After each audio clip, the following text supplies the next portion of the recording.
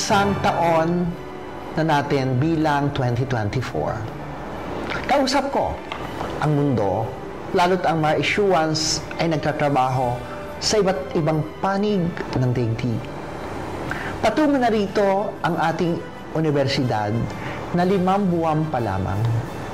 Ang nangyari noong taon ay isang simbolo ng napakalaking pagbabago ng Marinduque State College na convert na noong 2024. Ngayong 2024 na isinagkatuparan natin sa tulong ng ating kinatawan ng lalawigan, Lord Alan Velasco, at ang Governor Presby Velasco Jr.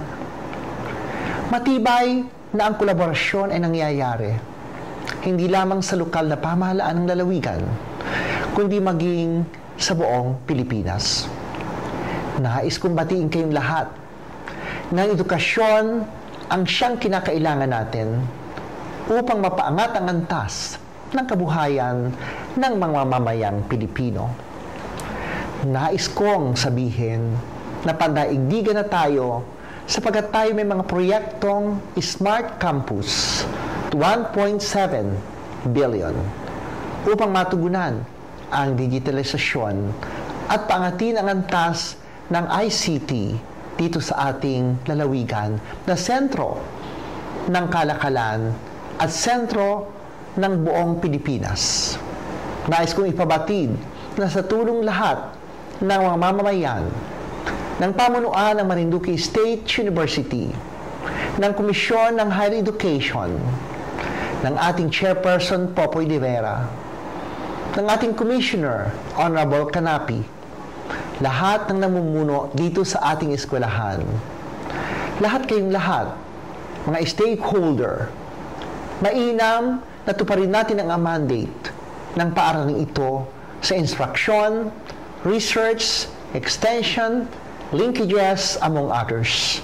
We need to move forward to internationalization. 5 months ago, I think we'll move forward to its heights of branding, rebranding, and retooling of faculty, pati na rin kasama ang mga non-teaching. Batid ko na tayong lahat ay dumaraan sa pagsubok ng pagbabago.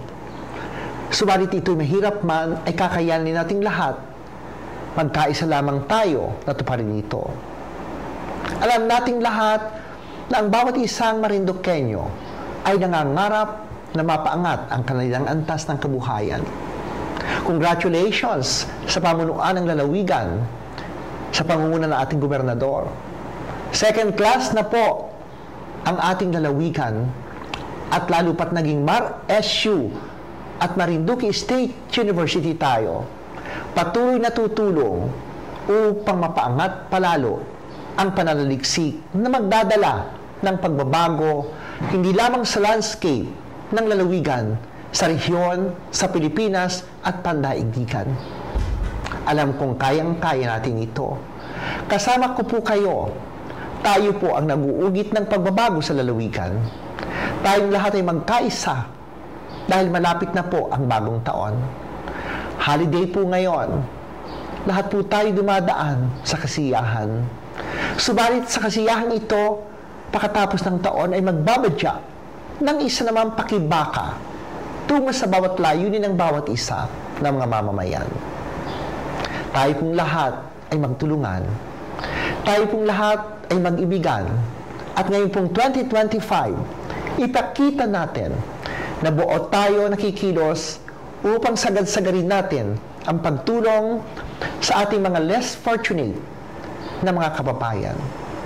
Sa mga alumni po, hinihiling ko makipagtulungan tayo, mabuo tayo, upang nang sa gayon ay makatulong tayo sa mga darating pang mga mag-aaral na magigiring alumni.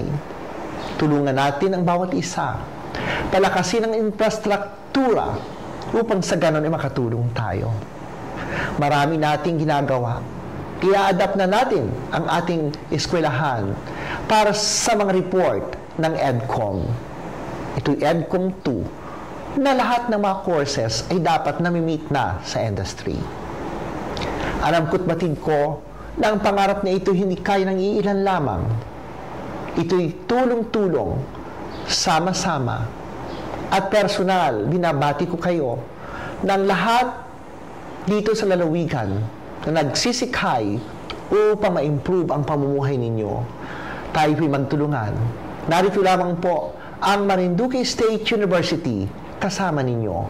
Katulong ninyo sapagkat lagi po ninyong alalahanin na sa kabila ng lahat ng pagkakaiba-iba ng ating layunin, iisa ang hangad, iisa ang layon. Ang layunin nating mapaangat kayo at tulungan upang sa ikagaganda ng lahat ng ating atikain. Sa mga mag-aaral, magsumikap kayo. Palakasin ninyo ang inyong emotional at adversity quotient. Sa mga faculty, unawain natin ang henerasyong ito.